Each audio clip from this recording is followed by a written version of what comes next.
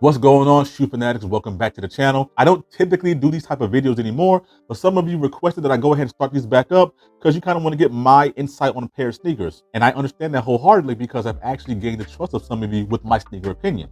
That being said though, most of you guys know I don't get seated, I don't get given pairs. Everything I get is by my own dollar. And as such, I'm not gonna be able to pick up everything just to review it. So at the very least, I figure I can go ahead and give you guys my early thoughts about shoes, whether I picked them up during the month or not. So with that being said, here are the releases for June thus far and going forward. Looks like first and foremost, we had that Teyona Taylor Air Jordan 1 Comfort 2 that came out on June 1st.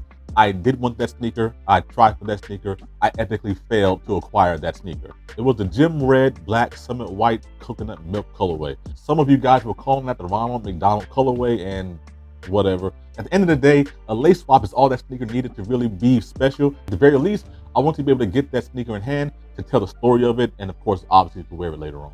On June 6th, we had the hide and sneak, the Air Jordan 3 for the grade school. That was a white, black iron, light ash gray colorway.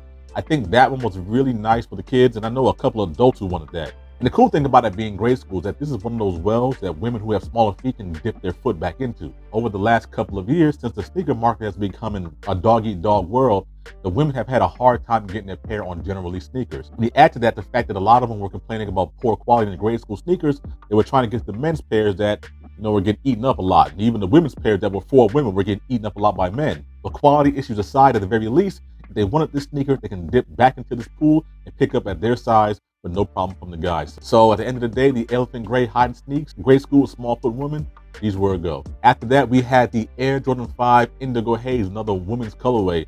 This one I almost talked my wife into. I just recently got her into the Jordan 5s, and this low-cut sneaker might have been up her alley as the low-cut sneakers are her preference. Except I kind of talked her out of it because I let her know that this is a 3M reflective sneaker. While cool in practice, the 3M creases like you wouldn't believe. I found that out the hard way on the Jordan 6 Reflections of a Champion shoe. I really did like that shoe. I want to have everything in the Jordan 6 colorway that has an infrared color scheme on it.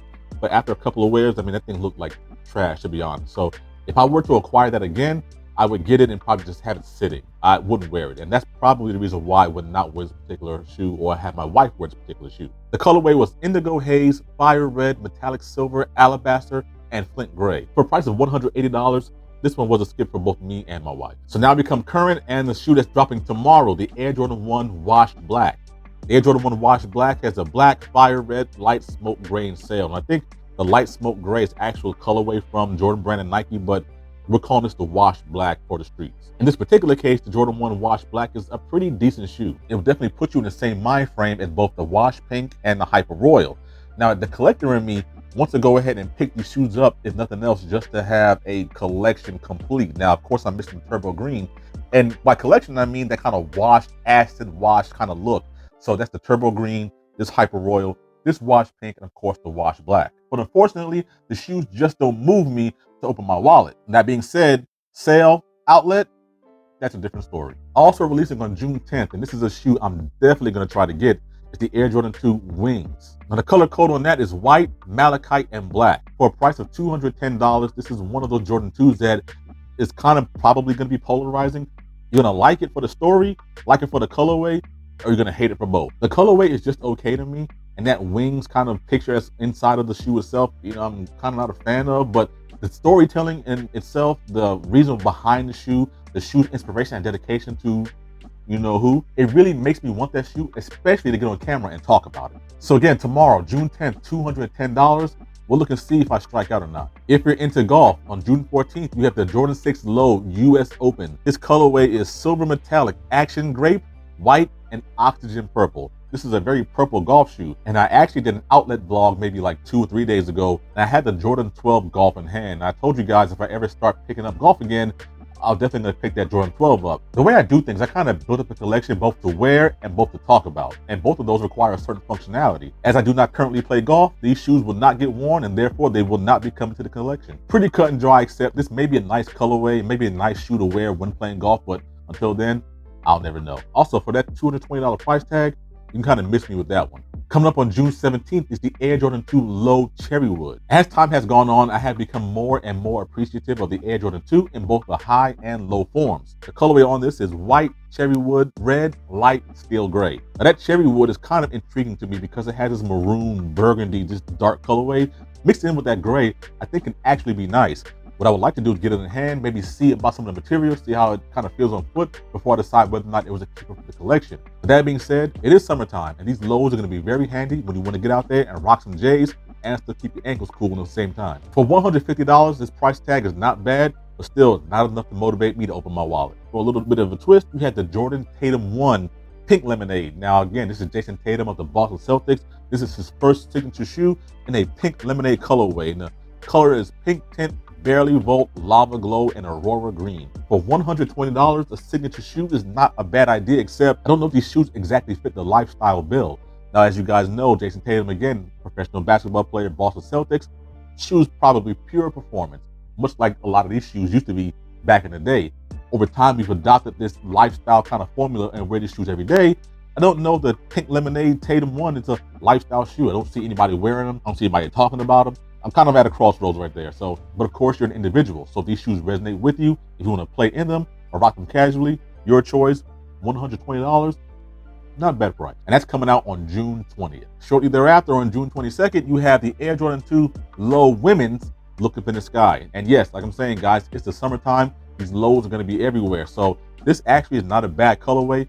And again, there's a story behind this one. The colorway reads Summit White, Varsity Red, Ice Blue, Ice Lilac, Muslin, Light Steel Gray. There's a ton of colors in here, but there's a reason for that. For a price tag of $150, this shoe comes out and is another homage to a box or a print ad that came out back in the day. So you guys remember that we got that Jordan 1 Skyline that came out a couple of months ago. And of course, that's the shoe that pays homage to MJ flying through the sky with his signature Jumpman pose. And there's a background in there, right? So this Look Up in the Sky is a women's take on that same kind of print ad. Back in the 80s and early 90s, Jordan Brand really played up the fact that he was Air Jordan. So a lot of his print ads had him in the sky, in the air, floating, flying, dunking, doing all that good stuff. And oftentimes there was a kind of gradient background behind them to kind of punch up the ad. And so on this particular shoe, this one pays homage to those ads. Even on the insole of the shoe, there's actually a skyline or a gradient skyline on the insole of the shoe. So pretty nice touch overall. Again, this is one of those shoes that maybe why I won't pay $150 for. On sale, outlet, maybe now you're talking my language. This next shoe was a weird one to me. This is the Air Jordan 1 Low OG Black Cement. Now it's an Air Jordan 1 Low, which is cool and fine by me, but the black cement part is the one that really gets me because I know a lot of people either hated or just did not like that elephant print or that black cement Jordan 1 High. I can't remember exactly when that shoe came out, but I mean, to this day, it's still sitting online, a lot of different vendors, I mean, in stores. I mean, that shoe is everywhere if you want to go get it. That shoe has actually gone on sale numerous times as well. In this particular case, you have almost the exact same version of that shoe, except the toe and the side panels are black. And apparently for most people, that's enough for them to actually like the shoe. I hear nothing but good things about people who plan to purchase this shoe. I am not one of those, even for the $140 price tag. Now, it could be I don't have the fashion sense to be able to style it right. I know a lot of people plan to use a red or a white lace instead of the black lace that comes with. And listen, man, that may do wonders for the shoe. But as for me and my wallet, we're gonna stay closed on that one. Finally, the last day of the month, we have the Air Jordan 7 White Infrared for a price tag of $200 on June 30th. Now, here we are again with Jordan Brand taking a colorway of one silhouette and placing it on another silhouette. I don't want to call it lazy because, I mean, there's some ingenuity to it. I know a lot of people who maybe don't like the 6 but love the 7 and they want to see this particular colorway on a Jordan 7. I get it. I mean, personally, I would have liked to see this come back with the Nike Air on the back, but I digress. This shoe came out in 2014, so while that shoe will definitely be newer, up-to-date, cleaner, the actual sole won't be yellow, it'll be nice and icy blue, it's not enough for me to want to pick that shoe over this one. If and when I'm wearing the white infrared colorway, it's going to be the actual OG silhouette, not the pretender. So vice versa, why would I ever choose the Jordan 6 Bordeaux over the Jordan 7 Bordeaux when I have the Jordan 7 Bordeaux? All in all, this shoe is almost 10 years old, however. And we have no indication whether or not this shoe were retro in this condition or with the Nike Air on the back. So if you are a fan of the white infrared color scheme and you don't want to put down any money on this, which I totally understand, there's a shoe coming out for you, $200, June 30th, white infrared, it's yours. For me, I'm good. And lastly, another shoe that I'm very excited about, I did pick it up from Soul Play Atlanta because the shoe's not on Sneakers app. It's a neighborhood release. It's the Nike Airship PE. The Nike Airship PE in that tech gray colorway for the price of $140. That shoe is probably still on most neighborhood stores, and it's also on StockX for, I think, under retail, which is pretty cool, man. I think it's one of the best quality shoes in the Nike Jordan kind of family to release this year, and I think it's gonna be really good on foot too. I'm excited to talk about it. I'm excited to get it on foot, and I hope you guys enjoy that review when it eventually gets here. Again, that shoe came out maybe 2 days ago. I think that's June 7th, for a price of $140. You can look around. Again, I got mine from Soul Play Atlanta. We're looking forward to that one. So that has been the Nike Airship PE. And so far as I can tell, guys, that is all the June releases coming up. And like I said, that's pretty much all I'm gonna buy. It's gonna be the Airship that I already purchased, as well as hopefully that Jordan 2 Wings coming out tomorrow, June 10th. So guys, sound off in the comments. Let me know down below, what are you going after for the rest of this month? Also, do me a favor, stick around for more news, more content, more reviews. I have been Jay Shoe Fanatic, and if you enjoyed this content, hit the subscribe button, hit the notification bell. Until the next one, I'll see you guys later. That's smell. Oh, the original cut. There it absolutely is. I might like it better than the 2020 version. So, right, and I had to have it.